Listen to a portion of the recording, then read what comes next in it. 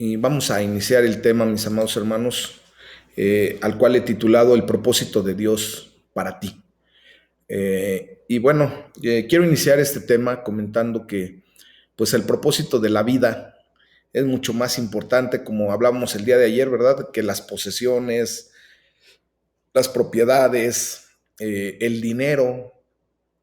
eh, pues simplemente podemos comprender que tener más con lo que vivir no es para nada un sustituto de tener más por lo que vivir, ¿verdad? Dice Mark Twain, un excelente escritor, dice: los días más grandes de tu vida son el día en que naces y el día en que descubres el por qué naciste, ¿ok? Y bueno, pues nosotros tenemos la gran bendición ahora de que pues hemos vuelto a nacer en Cristo Jesús, ¿verdad? La palabra de Dios así nos lo enseña y nos dice que pues ahora ustedes y yo somos nuevas criaturas, las cosas viejas pasaron y todo es por la obra y la misericordia de Dios. Ya nacimos, entonces ya tuvimos uno de los días más importantes de nuestra vida y no precisamente nacimos físicamente.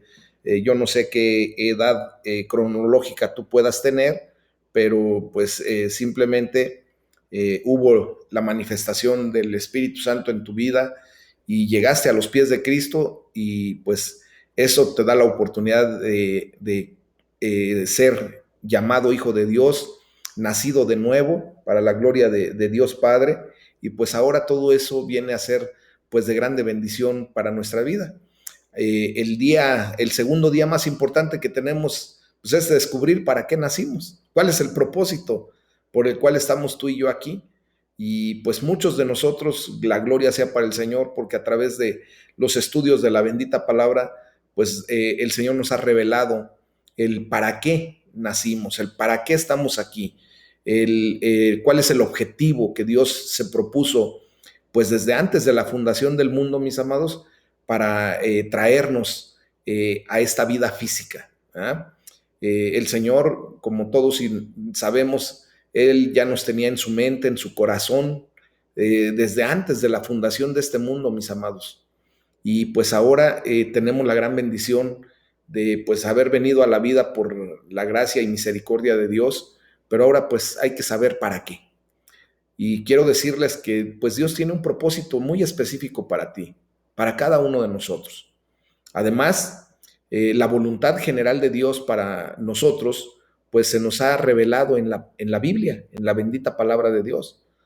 Ahí está la revelación que Dios quiso traer a nuestras vidas, mis amados, y es la revelación completa, absoluta. No le falta absolutamente nada, mis amados. Lo que nosotros necesitamos después de tener la revelación en las manos, que es ese hermoso libro al cual le hemos llamado Biblia, que es una compilación de 66 libros. La palabra Biblia viene del vocablo biblos, que desprende correctamente de la palabra biblioteca, ¿verdad? Pues la Biblia técnicamente es una biblioteca constituida por 66 libros, de los cuales 39 pertenecen al Antiguo Testamento y 27 al Nuevo Testamento.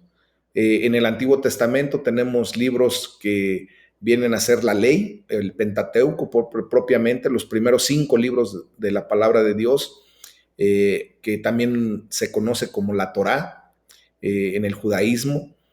Para nosotros pues viene a ser el Pentateuco. También hay libros históricos en la palabra de Dios, en el Antiguo Testamento. Hay libros poéticos y de sabiduría. También hay libros de profecía. Están los profetas mayores, los profetas menores. Y de esta manera se constituye el Antiguo Testamento. Y ya en el Nuevo Testamento, pues tenemos los 4 libros del Evangelio, según 4 personajes que Dios permite que escriban, pero en su conjunto, pues es el Evangelio de Jesucristo, ¿verdad? También tenemos un solo libro histórico, que es el libro de los Hechos de los Apóstoles. Posteriormente tenemos las 13 cartas paulinas, o las cartas que escribe el apóstol Pablo. Posteriormente tendremos las cartas universales y solamente hay un libro profético que es el libro de las revelaciones o Apocalipsis. Y pues de esta manera es como Dios revela todo lo que Él necesita que tú y yo conozcamos de esta vida y también de la vida venidera, que es lo más interesante de todo esto, o sea, de la eternidad. Entonces, en los pasajes que estaremos viendo el día de hoy, a través de su bendita palabra, lo que Dios quiere para ti y para todo el mundo, lo ha revelado. Ahora tenemos también la necesidad de pedirle al Espíritu Santo de Dios que pues nos dé esa luz que necesitamos pues para comprender esa revelación. Muchas ocasiones nosotros hemos tenido que leer pues esas letras pequeñas, ya sea de un contrato o en su defecto de los estuches donde viene el medicamento. Se han dado cuenta que pues el nombre del medicamento se lee muy fácil porque son letras grandes. De hecho, hasta posiblemente el principio activo que trae ese medicamento también se puede leer muy fácilmente, pero ya cuando nos ponemos a ver ahí las indicaciones y las contraindicaciones, algunos detalles más técnicos que se ofrecen en ese mismo estuche, muchas ocasiones pues tenemos que andar buscando una luz más potente para poder leer correctamente eso que se dice allí, o las letras pequeñas de algún escrito. Y entre mejor luz tengamos, pues obviamente tenemos más oportunidad de leer correctamente lo que dice. Bueno, lo estoy diciendo todo esto porque obviamente necesitamos ustedes y yo pues tener una iluminación perfecta, correcta.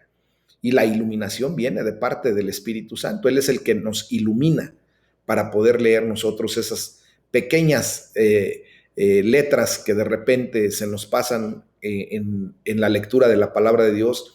Esos pequeños detalles que si no estamos muy concentrados, atentos, escudriñando la palabra, meditando en ella, pues desgraciadamente se pasan por alto y por eso muchas ocasiones no alcanzamos a comprender lo que Dios quiere de nosotros, ¿verdad? No alcanzamos a comprender el porqué de las cosas o el para qué de las cosas. Y por eso el enemigo toma ventaja en nuestra vida cuando no estamos pidiéndole al Espíritu Santo que nos ilumine para entender la revelación, porque al no comprender ustedes y yo algo de lo que ya está revelado, pues el enemigo toma ventaja porque nos agarra desprevenidos, de repente no sabemos cómo actuar, vienen circunstancias o situaciones en las que de repente nos encontramos pues en desventaja y Dios quiere darnos toda la ventaja, mis amados. De hecho, pues Él ya nos ha dado la victoria. Él dice que Él quiere llevarnos de gloria en gloria y de victoria en victoria. Y pues para poder lograrlo, necesita que tú y yo estemos meditando en su bendita palabra para que conozcamos de qué manera Dios nos quiere llevar a la victoria. Entonces, para llevarnos a la victoria, pues obviamente ese es el objetivo principal de Dios, llevarnos a la vida eterna, ¿verdad? Darnos la salvación que Él ha traído a nuestras vidas por medio de nuestro Señor Jesucristo. Y pues ahora esa victoria, ese objetivo, pues justamente se viene a constituir como lo que el título de este devocional le he puesto. Ese es el propósito de Dios para ti, que lleguemos a la condición, ¿verdad? De pues de la vida eterna, mis amados hermanos. Ese es el propósito específico para cada uno de nosotros. Ajá. Entonces, aquí vamos a leer el Salmo número 139, de los versículos 1 al 10, y vamos a ver cómo aquí la palabra de Dios nos enseña que somos conocidos por Dios, pero también nos enseña a ustedes y a mí a conocer a Dios cada vez más profundamente, mis amados. Y bueno, pues para ello me voy a permitir leer para ustedes la palabra en el Salmo número 139 y dice la bendita palabra de Dios. Oh Jehová, tú me has examinado y conocido. Tú has conocido mi sentarme y mi levantarme. Has entendido desde lejos mis pensamientos. Has escudriñado mi andar y mi reposo. Todos mis caminos te son conocidos. Pues aún no está la palabra en mi lengua. Y he aquí, oh Jehová, tú la sabes toda. Detrás y delante me rodeaste, y sobre mí pusiste tu mano. Tal conocimiento es demasiado maravilloso para mí. Alto es, no lo puedo comprender. ¿A dónde me iré de tu espíritu? ¿Y a dónde huiré de tu presencia? Si subiera a los cielos, allí estás tú. Y si en el Seol hiciere mi estrado, he aquí, allí tú estás. Si tomare las alas del alba y habitar en el extremo del mar, aún allí me guiará tu mano y me asirá tu diestra. Gloria a Dios, ¿verdad? Qué bendita palabra. Este es un salmo que para mí pues ha sido muy confortante, mis amados hermanos, pues porque justamente Dios nos conoce. Dios nos conoce porque el llamado de Dios para todos nosotros pues es ser conocidos por Él y conocerlo a Él. Por eso el salmista ahí en el versículo 1 dice, Señor, tú me examinas, tú me conoces. Y bueno, yo quiero expresarles de qué manera Dios nos conoce. Fíjense que pues Él nos conoce desde antes de la fundación del mundo. Como les decía, Él ya nosotros estábamos en su mente y en su corazón. Sí, cada uno de nosotros, tú particularmente, singularmente, estabas ya en el corazón de Dios, en su mente. Y obviamente pues solamente quería que llegara el tiempo perfecto para que tú nacieras a esta vida y también Dios se encargó de tener el tiempo perfecto para que nacieras espiritualmente y vinieras al reino de los cielos, al conocerle a Dios, al declararlo como tu Señor y Salvador. ¿Y de qué manera Dios nos puede conocer así tan profundamente? Miren, yo he puesto un ejemplo muy claro en el que pues hago la observación de que las mamás, las mujeres, cuando son madres, pues nos ganan en conocer a sus hijos, a nosotros los varones, ¿verdad? Nosotros los varones como padres, pues llevamos una pequeña gran desventaja en cuanto a cómo las mamás conocen a nuestros hijos. Y voy a explicar por qué. La mamá, pues empieza a conocer a su bebé desde su vientre. Justamente cuando el bebé empieza a crecer, se empieza a desarrollar, pues la mamá empieza a tener una interacción con su bebé, empieza a conocerlo de cómo se mueve. Y díganme las mujeres si estoy equivocado, yo sé que no, porque he estudiado esto y he hecho preguntas a más no poder para comprender esta condición. Y me doy cuenta de que, por ejemplo, las mamás, cuando ya están así con su vientre un poco abultado porque el bebé ya está crecido, de repente agarran y dicen, déjame cambiar de lugar porque el bebé ya se cansó. Y uno como padre, como varón, dice, ¿y cómo sabes que ya se cansó? Pues y yo ni veo que haga nada, pero pues ellas sienten en su vientre cuando el bebé se mueve, ¿verdad? Y les obligan a cambiarse de posición para que el bebé descanse de esa posición. Cuando el bebé empieza a patalear a la mamá, pues ya la mamá empieza a saber que el bebé ya está un poco inquieto, que tiene que aplacarse, que tiene que sentarse, que tiene que pararse. Empieza a tener esa interacción y empieza a conocer verdaderamente a su bebé. Nosotros como varones pues tendremos que esperar hasta el día del nacimiento pues para empezar a conocer a nuestros bebés. Y fíjense, una vez que ya nació el bebé, las mamás pues tienen una actitud muy correcta de ir observando cómo su bebé se va desarrollando, va creciendo, empieza a tener manifestaciones, cuál es su carácter, ¿verdad? Y nosotros como varones pues nos perdemos mucho de eso porque pues difícilmente estamos muy pegados con los bebés. La mamá desde que le amamanta, desde que lo cambia, ella va viendo todo su comportamiento, va viviendo su actitud y lo va conociendo de una manera excepcional. Al grado que cuando ya estamos grandes, a mí me sorprendía mi mamá cuando de repente llegaba yo de la calle y nada más con verme, quién sabe qué tenía mi mamá. Yo en aquellos tiempos yo decía que parece adivina, ¿verdad? De volada nada más me veía y me decía, ¿qué te pasó? Nada. Uno es bien propio, ¿verdad? Nada. ¿Cómo que nada? A ver, ¿realmente qué te pasó? ¿Qué fue lo que sucedió? ¿Por qué vienes así? Pues así como, y uno como queriendo encubrir situaciones, ¿no? A lo mejor me peleé o a lo mejor discutí, a lo mejor me fue mal en la escuela, pero tal pareciera que mi mamá sabía perfectamente bien qué me sucedía. Y yo veía a mi papá que él me veía entrar y como si nada. Obvio, la mamá pues empezó a conocerme, a conocernos, a conocer a su bebé, a sus hijos, pues desde el vientre y sabe las reacciones que tiene uno, cómo llega, la cara con que llega uno, le da una información increíble, tal parece que nos leen aquí, me peleé con fulano y pasó esto y pasó lo otro, ¿verdad? Y así lo ven. Entonces, imagínense, si esa es la condición de una mamá, humanamente hablando, pues quiero decirles que Dios nos conoce aún mucho más que nuestros propios padres, aún más que nosotros mismos. Tú y yo sabemos qué hacemos, qué pensamos, qué decimos, pero aún Dios conoce más profundamente nuestra condición, porque Él discierne nuestros corazones. Mi mamá, o sea, la mamá simplemente no puede discernir el corazón de una persona, de sus hijos. Se da mucha idea porque los conoce. El rostro que trae, la expresión que trae un hijo, le da mucha información. Y más cuando ella se dedicó a observar correctamente a sus hijos y conocerlos. Pero el corazón no lo puede escudriñar, solamente Dios. Y entonces, pues esto es parte del propósito que nosotros tenemos que ver de nuestra vida, que Dios nos conozca realmente y Dios lo hace de una manera excepcional.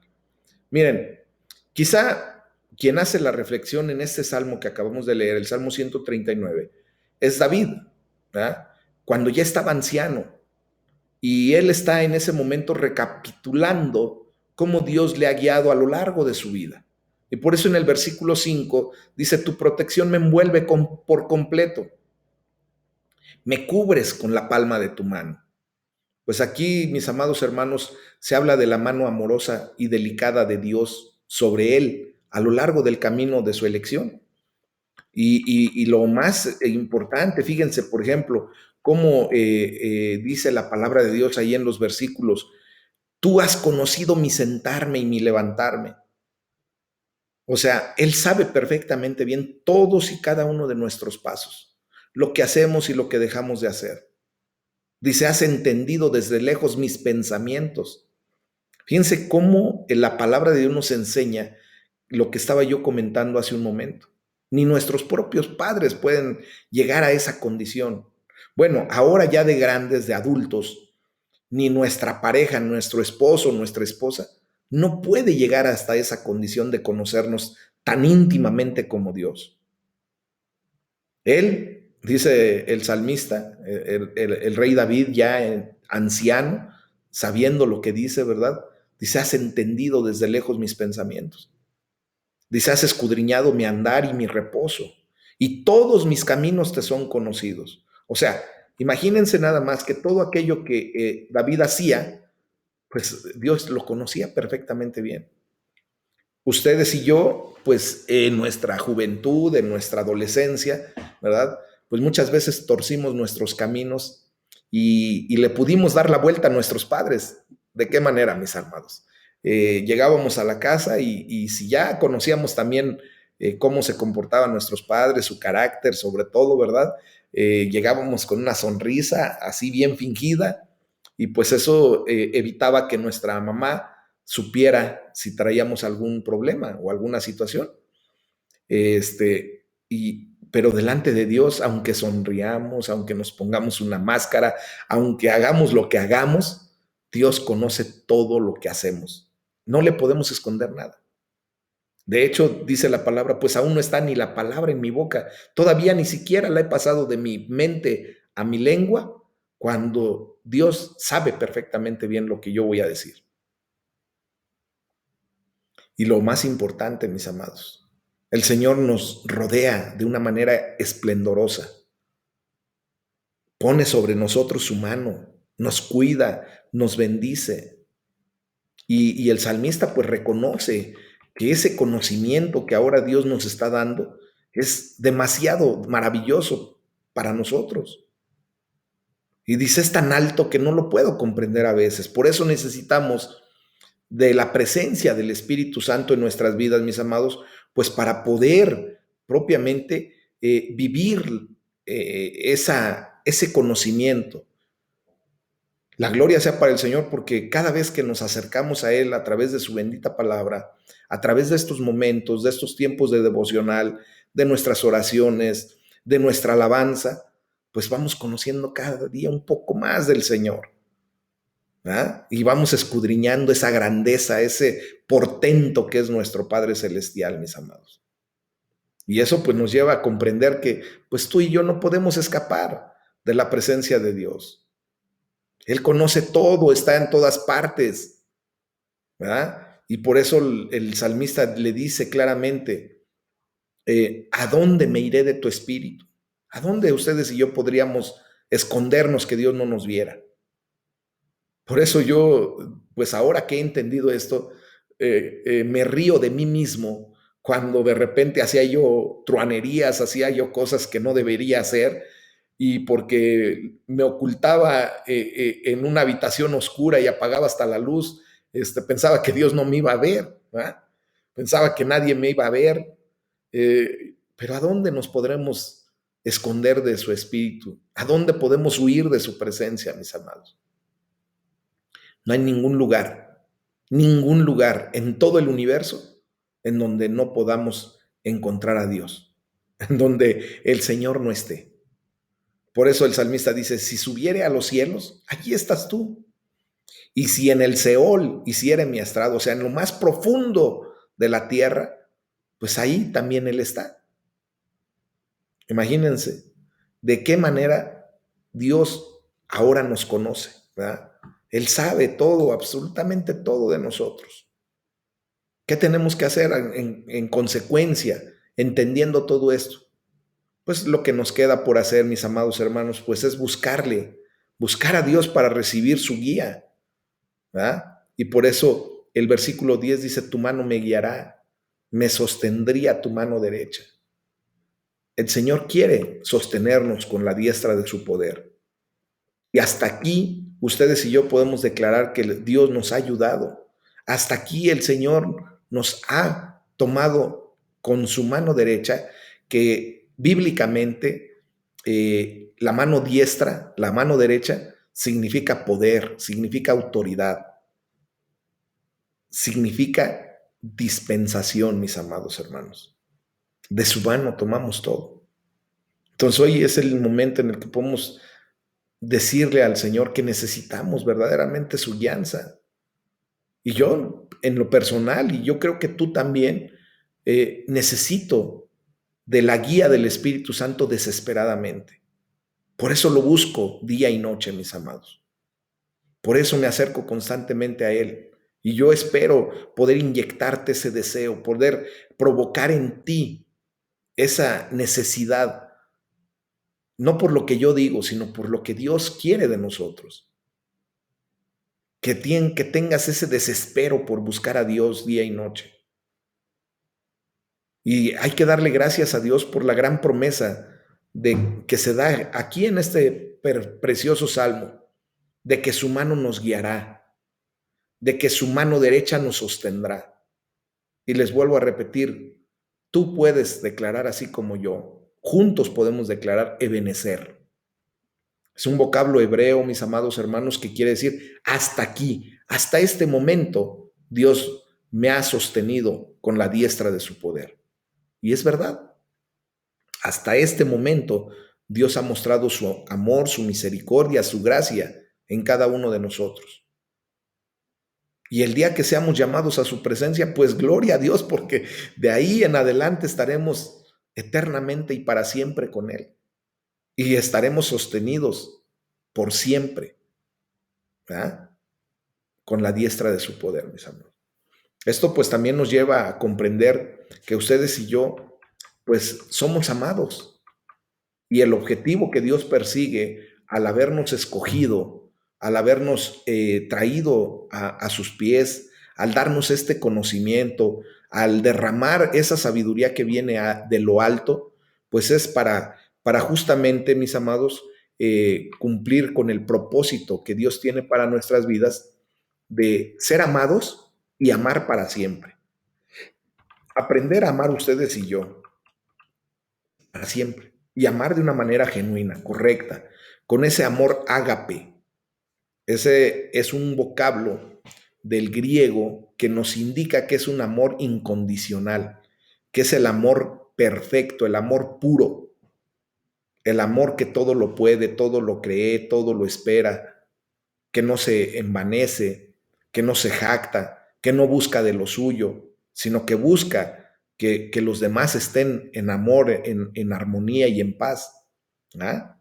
Entonces, el Señor quiere traer también a nuestras vidas esa fe que vence al mundo, esa fe que ahora ustedes y yo hemos desplegado para la gloria de nuestro Señor. Amén. Entonces, voy a leer para ustedes de la primera carta de Juan, capítulo 5, del versículo 1 en adelante, y dice la palabra de Dios.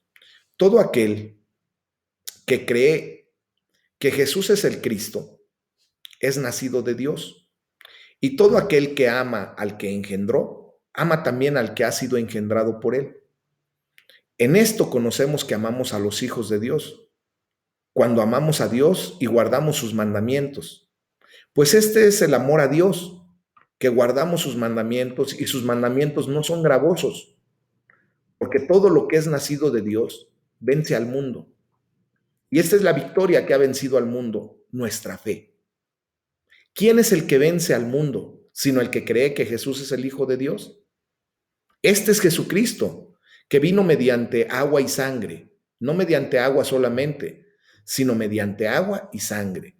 Y el Espíritu es el que da testimonio, porque el Espíritu es la verdad. Porque tres son los que dan testimonio en el cielo: el Padre, el Verbo y el Espíritu Santo. Y estos tres son uno. Aquí se menciona, voy a abrir un pequeño paréntesis, mis amados hermanos, lo que es la Divina Trinidad. ¿Verdad? No podemos leer en la palabra de Dios esa declaración de la Divina Trinidad, pero sí lo podemos entender a partir de este versículo número 7, que dice, nuevamente lo repito, porque tres son los que dan testimonio en el cielo: el Padre, el Verbo y el Espíritu Santo, y estos tres son uno. Y tres son los que dan testimonio en la tierra: el Espíritu de Dios, el agua y la sangre. Y estos tres concuerdan. Si recibimos el testimonio de los hombres, pues mayor es el testimonio de Dios, porque este es el testimonio con que Dios ha testificado acerca de su Hijo. El que cree en el Hijo de Dios tiene el testimonio en sí mismo.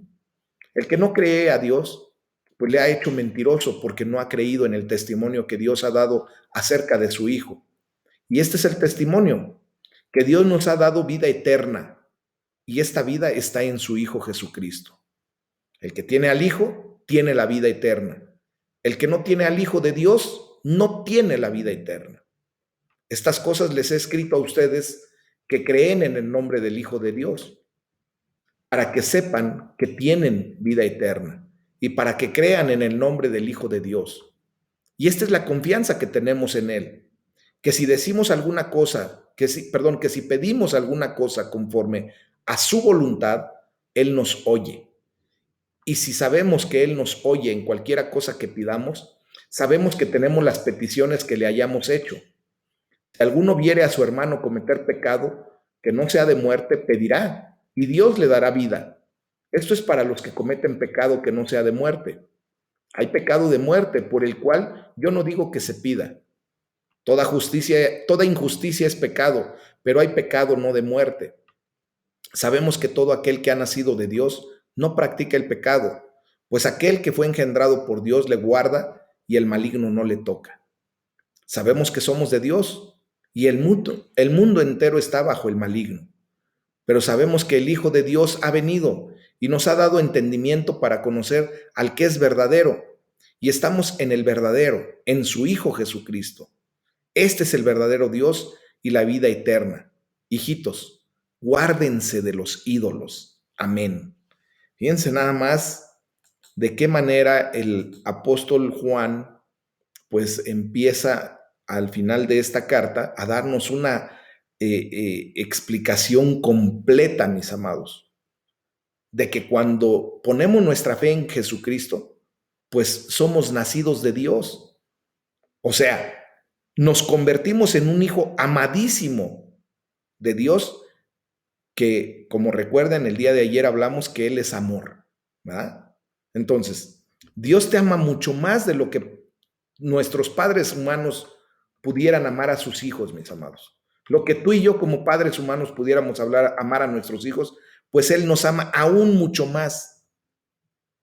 Ahora, Juan nos enseña que nosotros amamos a nuestro Padre Celestial y por lo tanto, pues también tenemos que amar a todos sus hijos, o sea, a nuestro prójimo, a la creación de Dios. Y todo esto tenemos que hacerlo, pues, en todo momento, mis amados, de aquí para adelante. Amén. Entonces, Juan escribe, todo el que ama al Padre, ama también a sus hijos. Yo creo que tú y yo hemos aprendido también a amar a los hijos de nuestros amigos, a los hijos de nuestros hermanos, a los hijos de nuestros, hasta de nuestros sobrinos. Por ejemplo, yo que ya tengo sobrinos que son padres, ¿cómo amo a sus hijos? Y aprendemos a hacerlo. Pues Dios quiere que amemos también a todos sus hijos, a toda su creación, y que verdaderamente nos volquemos en ellos en amor. Igual que los padres que aman a sus hijos y quieren que estos se sientan confiados acerca de su futuro, ¿verdad? Pues Dios quiere que tú tengas confianza acerca de tu futuro en Cristo Jesús. Porque en cuanto ponemos nuestra fe en Jesucristo, pues somos nacidos de Dios y recibimos la vida eterna, como lo dice el versículo 12. Entonces, yo quiero hacerte una pregunta. ¿Cómo puedes tener la seguridad de esto? ¿Cómo podríamos tú y yo tener la seguridad de que ya recibimos la vida eterna? Bueno, pues el apóstol Juan nos dice que ese es el propósito de su carta. Y por eso ahí al final, en el versículo 13, les dice, les escribo estas cosas a ustedes que creen en el nombre del Hijo de Dios, o sea, en Jesucristo, para que sepan que tienen vida eterna. Dios se ha propuesto enseñarnos que tú y yo tenemos vida eterna en Él. Eso, que lo sepamos, que no quede ninguna duda en nuestra razón, en nuestra mente, en nuestro corazón. Y esto nos tiene que traer a la seguridad de que cuando Dios nos llame a su presencia, mis amados, pues tenemos que estar gozosos. Duele perder a un ser querido, duele. Pero cuando esté en Cristo, mis amados hermanos, debe ser un motivo de gozo para nuestras vidas, porque Él ya está en la presencia de Dios y estará eternamente y para siempre, así como ustedes y yo estaremos en el Señor. Miren, dentro de muy pocos días, el día 14 de septiembre exactamente, mi papá falleció hace 6 años.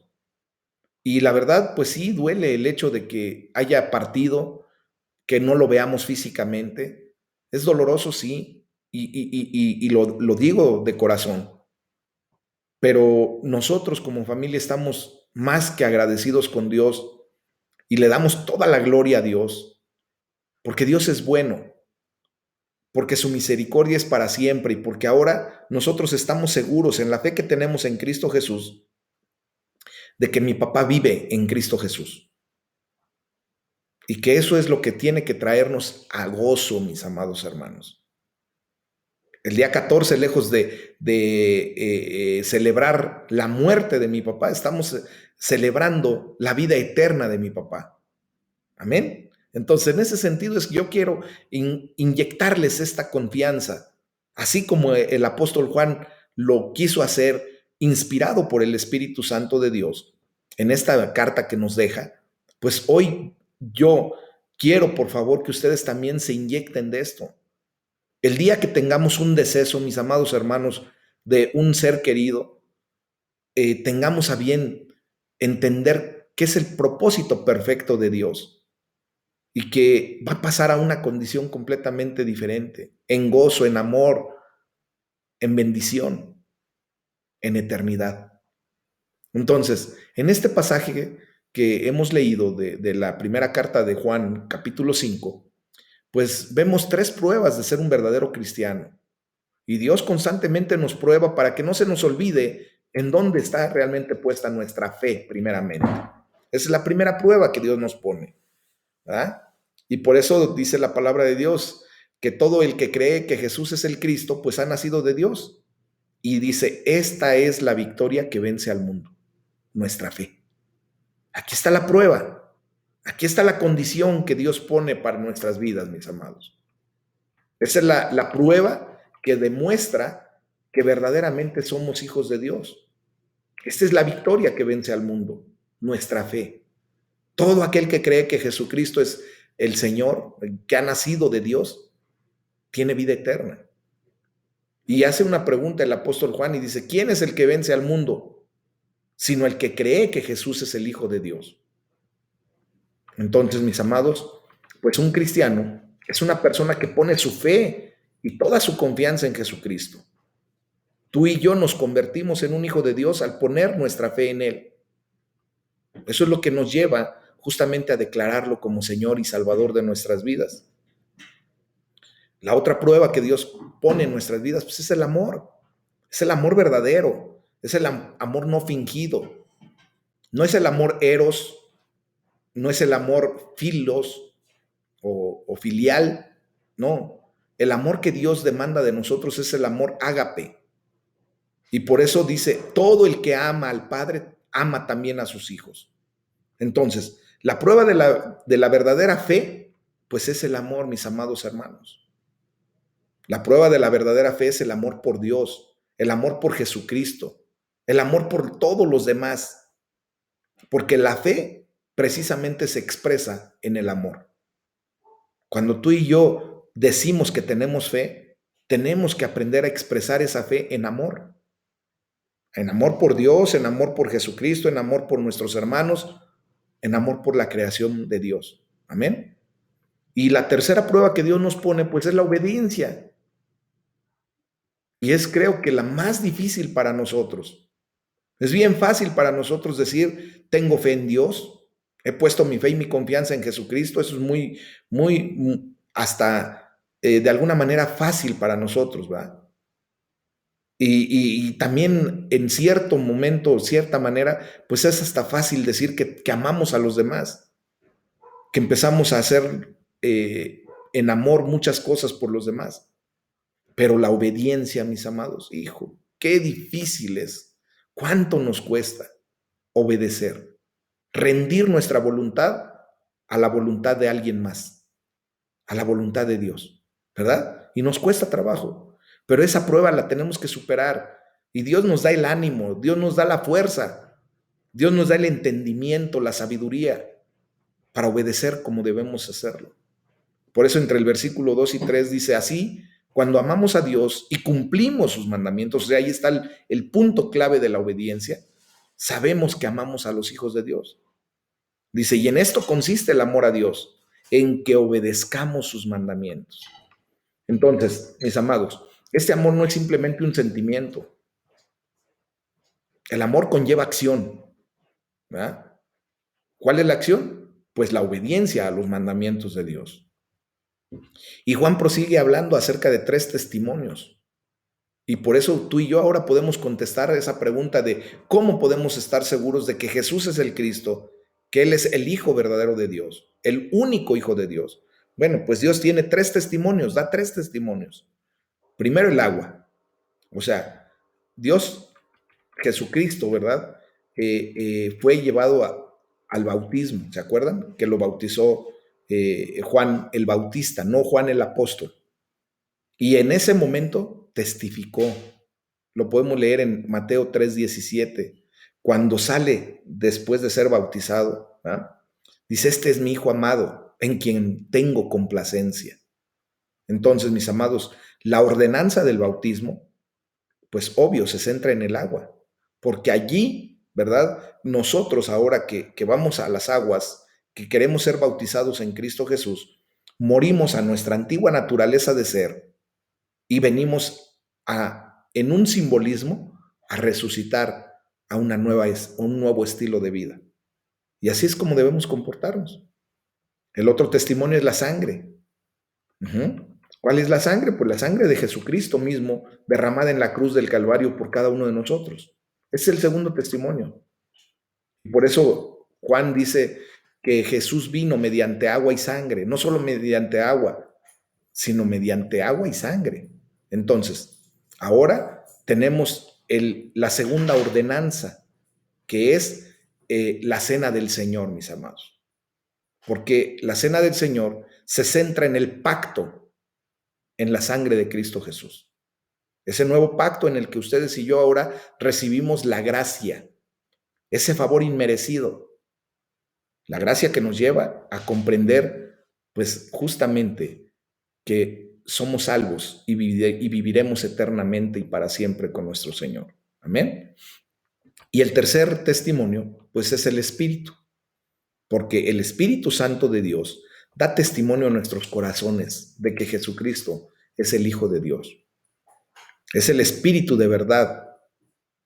Y por eso dice en el versículo 20 el apóstol Juan, y estamos con el verdadero Espíritu, con su Hijo Jesucristo. Este es el Dios verdadero y esta es la vida eterna.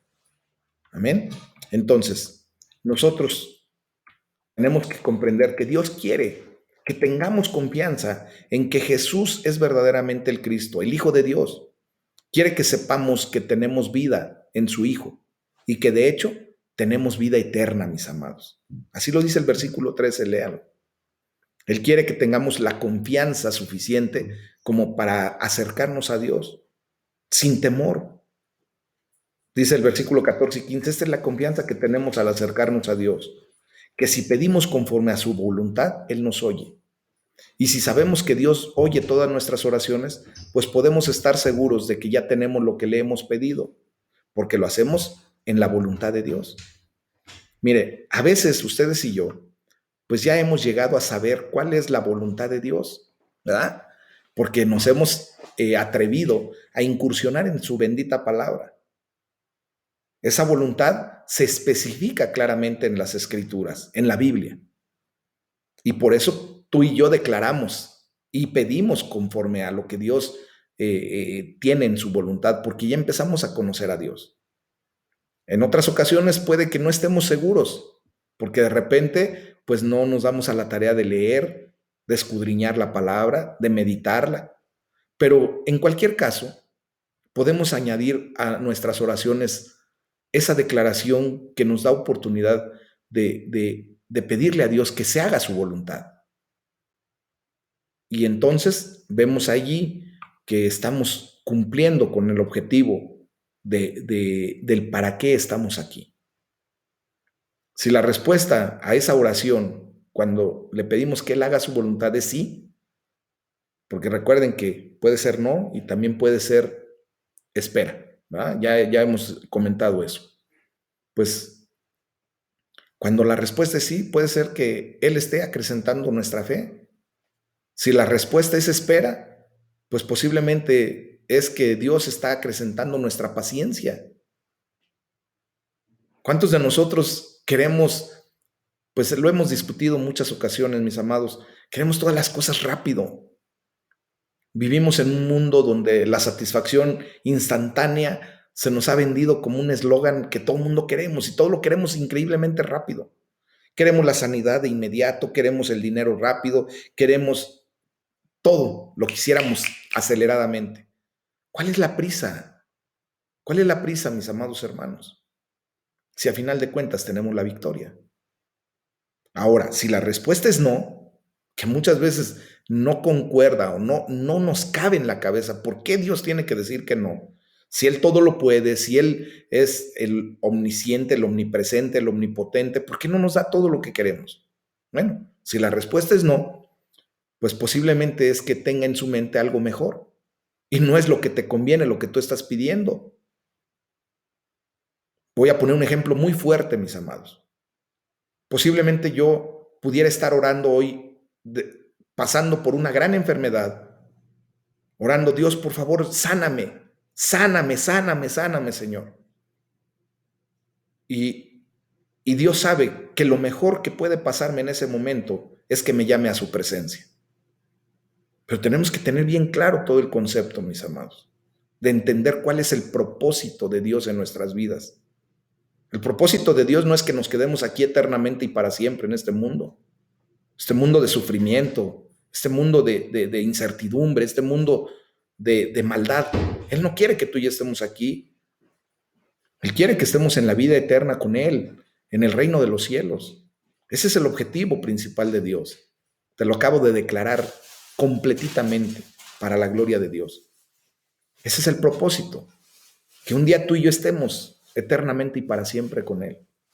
Entonces, ya sea que la respuesta sea sí, que la respuesta sea espera o que la respuesta sea no, confía en que su buena voluntad, en que su voluntad es buena, agradable y perfecta.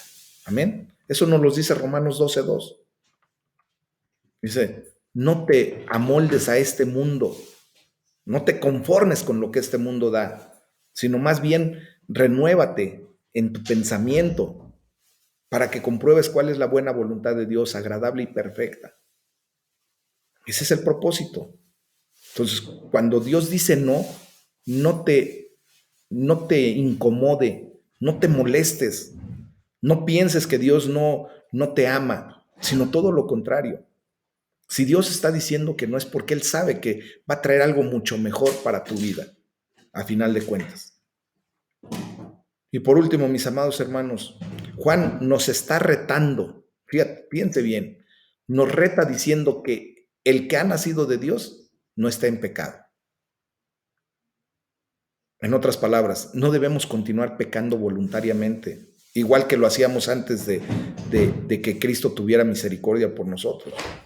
Antes tú y yo pecábamos voluntariamente, mentíamos voluntariamente, hasta planeábamos la mentira, planeábamos la infidelidad, planeábamos tal o cual cosa. Pero hoy, mis amados hermanos, no debemos hacerlo así. Si Dios nos ha perdonado algo en particular, que haya llegado ya a tu corazón, que Dios te perdonó, por ejemplo, de la infidelidad, del hecho de ¿cómo se llama? Cuando te metes con otra persona que no te corresponde, de adulterio, pues si ya te perdonó, ya no vuelvas a hacer eso voluntariamente. O sea, ya eso se tiene que quedar en el pasado. Por eso dice la palabra de Dios que somos hechos nuevos. Las cosas viejas pasaron, ya eso que quede justamente allá atrás, a donde fue, y ya no lo traigas nuevamente a tu condición. Si antes para ti era muy fácil mentir, pues ahora ya sabes que la mentira es pecado a final de cuentas. La mentira es de Satanás. Él es el padre de mentira. Entonces tú ya no lo hagas voluntariamente. Ya no digas, me voy a echar una mentira piadosa. No, para Dios la mentira es mentira y es pecado, mis amados. Entonces, hoy tenemos que evolucionar, que crecer espiritualmente. Amén. Y también el apóstol Juan nos recuerda la maravillosa promesa de Dios de que el que nació de Dios, o sea, de Jesucristo, nos protege y el maligno no llega a tocarnos. Léanlo en el versículo 18. En los amorosos brazos de nuestro Señor Jesucristo estamos 100% seguros, mis amados. ¿Puede venir la muerte? Sí, es parte de lo que Dios estableció para nuestras vidas. Pero eso no indica que el enemigo ha tocado nuestra vida. Amén. Dios está salvaguardándonos. Y por eso hoy le podemos decir gracias, Padre. Gracias, eterno Dios. Gracias, Rey, porque me amas y me guardas seguro en tus brazos amorosos. Ayúdame a amar a todos tus hijos. Gracias, bendito Dios, porque hoy me has dado el propósito de mi vida aquí en la tierra. Para ser bendecido y para bendecir. Porque Dios nos ha bendecido hasta este momento, mis amados. ¿Y sabes para qué Dios te ha bendecido? ¿Sabes para qué estás comprendiendo todo esto? Para que también puedas tú ser de bendición para los demás. Para que puedas predicar el evangelio de Jesucristo.